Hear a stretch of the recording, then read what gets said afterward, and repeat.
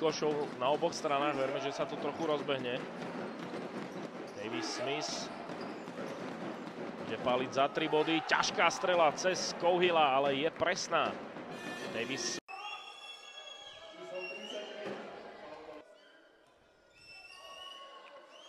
Čo sa týka spoluhráčov, sa rozostavia pri tomto útoku. Glavoroval a navyše Spišiaci zatiaľ premenili 4 toša, alebo teda z priestoru, odkiaľ domáci. Teraz naopak Handlová potrebuje zabrať.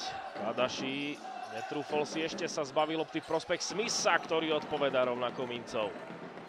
Davis Smith. Pred sezónou Sokolovský, ale už predtým na Spiši pôsobil. Kneževič za 3. Doskočil Smith v útoku ako jeden z tých najmenších hráčov.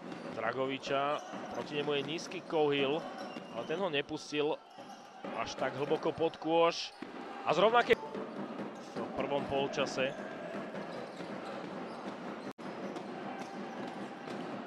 Pekná obrátka Smith v obrane a Juríček to využil, dal už 3. trojku. Rytieri opäť vedú o 3 body. A Smith, rýchla kľúčka na Páleníka, ťažká strela od Davisa v krátkom slede pre Spišiakov. No, tí teraz Handlovú trestajú za to množstvo strát, najmä v druhom polčase, a začína to domácim už padať. Jeho druhá trojka, 8 bodov pre Dylana Fraja. A je to najvyšší náskok Spišskej v zápase, ale hneď z neho ukrojil Smith. A dokonca už je necelých 7 minút. Museli by sme pátrať v tejto sezóne, kedy naposledy Handlová prehrala takýmto vysokým rozdielom. Smith dá trojku. Ešte nie je koniec, samozrejme. To môže byť 4-bodová akcia.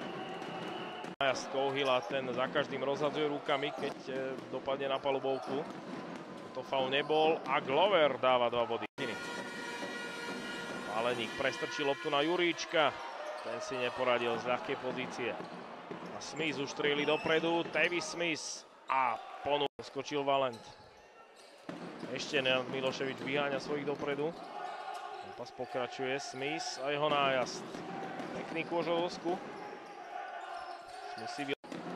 Ešte tam o doskok bojoval Stančák, ale nemá to ľahké proti skúsenejším a fyzicky disponovanejším hráčom. Smith dáva kôž s faulom.